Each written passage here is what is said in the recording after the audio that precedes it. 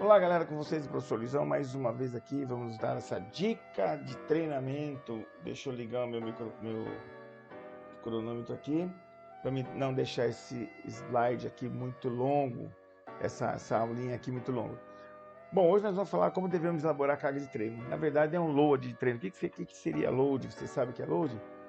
Tá? Significa volume de treino, tá? Ou seja, trabalho total naquela sessão de treinamento, correto? Então, ou seja, aumentar o volume de treino é aumentar o trabalho, ok? O volume, load, é apenas o volume total expresso na fórmula, que é essa fórmula que vocês estão vendo aqui. Séries vezes repetições vezes a quilagem, tá? E aí como que é feito isso? Em cima disso é feito todo um processo de teste para o seu aluno, ou teste de 1 RM ou teste de 10 RM, onde ele ele coloca uma carga que ele não consiga fazer 10,5, a repetição tem que ser 10, ou 1 RM, que a maioria já sabe como funciona, ok?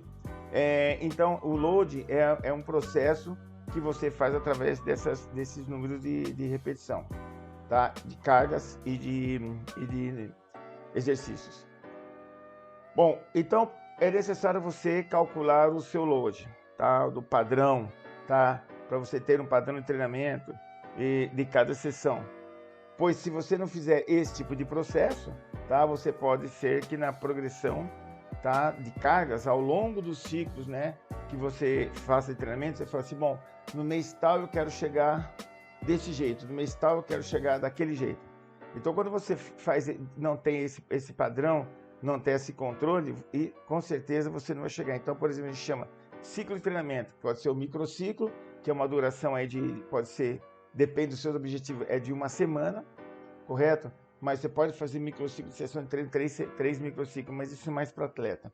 Bom, aí você pode fazer o mesociclo, que é um intermediário, e o macrociclo, que é a sessão de treino. Então, por exemplo, você está em janeiro, você fala assim, em março, final de março, eu quero chegar desse jeito. Na linguagem popular fala aí, eu quero chegar com o meu shape desse jeito.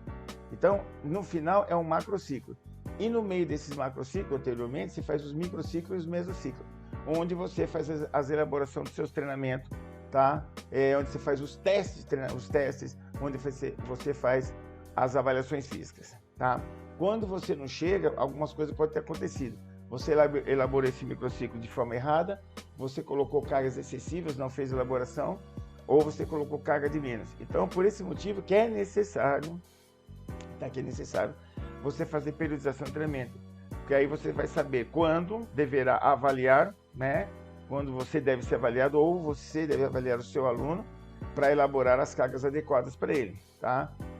Ou o seu aluno de musculação do salão, ou mesmo aluno ou de personal, que normalmente algumas coisas você vai fazer com personal. E com isso você vai saber o que acontece no início, no meio e no final do programa, tá certo? Do seu projeto de treinamento, do seu período de treinamento. E você tem subsídios, tá? Qualitativos e quantitativos para poder elaborar essa carga de treino de forma adequada, ok? E aí, lá no slide, no vídeo anterior, vocês podem procurar aí, eu falei sobre overreaching e overtraining, correto? Quem não assistiu, volta lá, procura aí, assista, porque isso aqui é uma continuação daquele, porque eu ia falar sobre esse processo do load, mas eu lembrei do excesso de treino. Então, por exemplo, o praticante, ele realiza o treinamento, e aí ele vai e faz o extra, como é chamado nas academias. Tá? Depois de todos os exercícios, ele vai lá e vai fazer o extra. E normalmente ele vai fazer o extra em qual grupo muscular? Aquele grupo muscular que ele tem deficiência, correto? É o grupo muscular que ele tem, que ele quer que desenvolva mais, tá? Dificilmente ele quer que desenvolva o peitoral, ou o bíceps dele, ou o tríceps dele, e aí o extra dele vai fazer coxa, mas nunca. Só se o Saci Pererê vir treinar junto com ele, correto? Senão não vai acontecer nada disso. Ele vai fazer o extra do músculo que ele quer que desenvolva. Só que esse músculo está fatigado. Nós vamos ver um exemplo aqui na frente. Então acontece que o nível de energia, quando você faz um treinamento, ele fica mais baixo, tá? O padrão de movimento fica deficiente, tá? O movimento cai, esse padrão de movimento cai. tá? Há um acúmulo de fadiga. Então, quando você tem um acúmulo de fadiga, o que acontece? Uma produção excessiva de ácido lático ou lactato no sangue e no músculo, e os movimentos ficam mais lentos, porque a fadiga está instalada, não está dando tempo para você recuperar, correto? E aí o que acontece? E aí não vai haver evolução, vai estagnar o resultado, correto? E aí você vai fazer o quê? Não vai, o praticante, tá? Mesmo que o praticante faça com cargas mais leves, não vai acontecer nada, ele já está fadigado. A sua musculatura já está totalmente debilitada. O acúmulo de fadiga que foi dado ali é muito grande. Beleza? Então esse que acontece com o pessoal que faz o famoso extra. Ele não evolui. Tá? Não evolui porque ele vai fazer o exercício daquele músculo que ele tem deficiência. Bom, então vamos dar um exemplo aqui.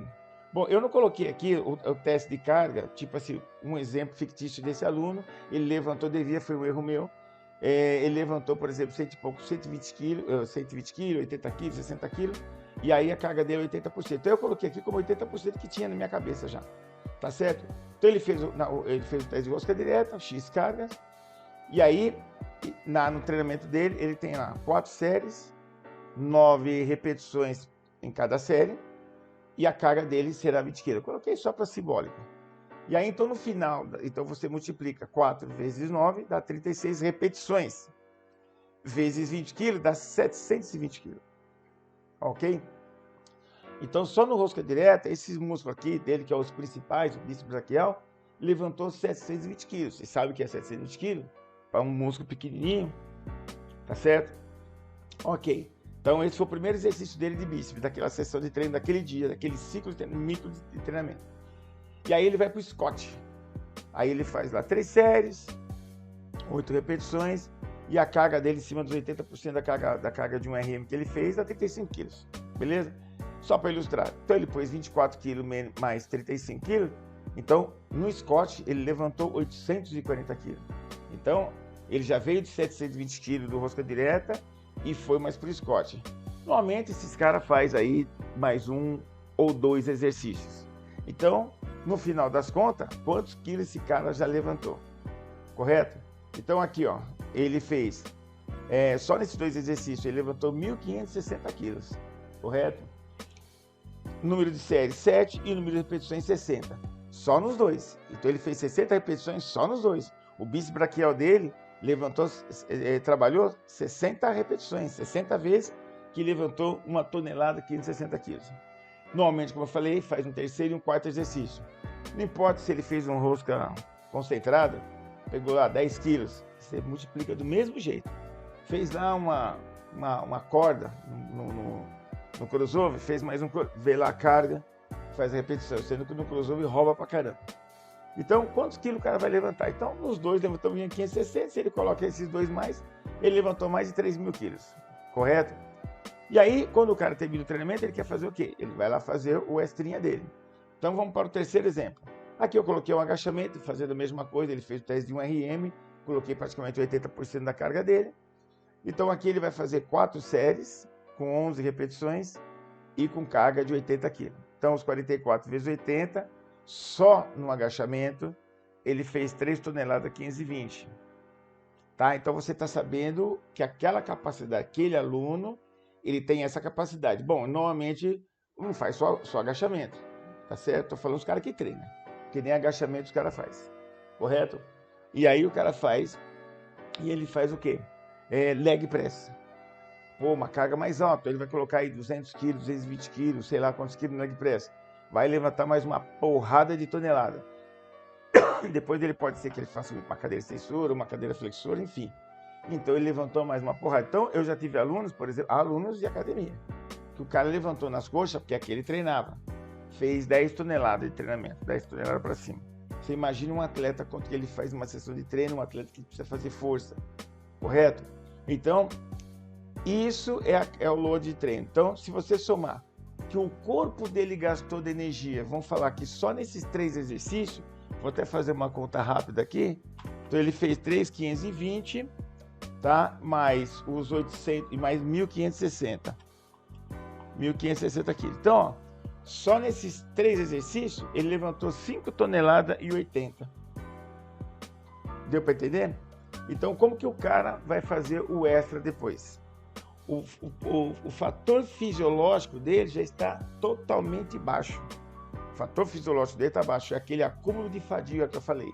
O padrão de movimento perdeu, a técnica de movimento perdeu, a resistência dele de força já foi para o saco, porque a carga dele é aquele. Então, um exemplo. Esse cara, esse aluno fictício, levantou só nesses 3 exercícios 5 toneladas. Pode ser que um outro aluno levante 9 toneladas, mas é a capacidade dele. Ele fez um teste, foi colocado o percentual de carga em cima do teste dele, para o treinamento, ele levantou 10, o outro levantou 3 toneladas. Entendeu? Então, cada um está dentro da sua individualidade. Fez o teste, fez uma avaliação física, fez o teste de força, então você tem valores qualitativos e quantitativos para poder fazer essa elaboração do treinamento dele. Então, para concluir, quando você não periodiza, tem um pessoal que fala assim, mas se não periodizar dá certo. Ótimo. Quando você não periodiza, tá? Você tem melhor? Tem sim, por um período muito curto. Tá? O cara, mas eu nunca fiz periodização de treinamento, eu fui lá fazer esse treino, fazer aquele treino e ó, desenvolvi. Estou falando um cara que treina normal, não toma nada, correto? Desenvolveu, tá, então agora nós vamos ver quanto tempo vai durar essa evolução dele. Vai durar alguns meses, tá? Porque ele não periodizou. Então não tem efeito duradouro. O cara que periodiza, o efeito dele é mais duradouro. Então, quando você não periodiza o treinamento no contexto geral, você pode fazer o praticante entrar numa estabilização, ou seja, estagnou. Tá? Então ele não consegue ter mais evolução por motivo que o seu load de treinamento não está adequado. Não está adequado como? Ou está além da conta, ou está abaixo da conta. Se você for aí no canal e for lá para trás, e vai ter um vídeo que eu coloquei sobre células satélites. Tá? Dá uma procuradinha que vocês vão entender um pouquinho mais. E aí, quando você não faz esse processo, a realização do extra, tá, no final de cada sessão de treino, acaba sendo excessivo. Tá? Então, ele está passando do limite, como lembra que eu falei. O cara vai fazer o extra, ele nunca faz aquele músculo que está com déficit. Você entendeu? Ele nunca vai fazer um outro músculo, ele vai fazer aquele músculo que está com déficit. E normalmente ele vai usar um músculo que ele já carregou muita carga. Por isso que os caras, em vez de melhorar, estagnam, ok? E aí eles não chegam, tá? Não chegam nos seus limites, né? Ou seja, eles nem chegando nos limites da sua capacidade física. Então, esse que é o processo de você não periodizar, não ter conhecimento, treinamento e fazer o que eu achar que é legal. Correto? Esse é o recadinho que eu tinha para vocês, galera. Aí demorou uns 12 minutos ainda. Deixa o recado aí. Se gostaram, deixa o like. Se não gostaram, deixa o like também. Compartilha esse vídeo. Mostra para seus amigos que estão estudantes, professores. Tá? Deixa alguma pergunta aí que a gente tenta transformar num vídeo. Também manda aí no mestrado Lucon. Quem não tiver, manda aí para mim que eu coloco vocês lá no grupo de estudo, onde a gente manda artigos e bate-papo lá. Beleza? Um abraço e até o próximo vídeo. Beleza?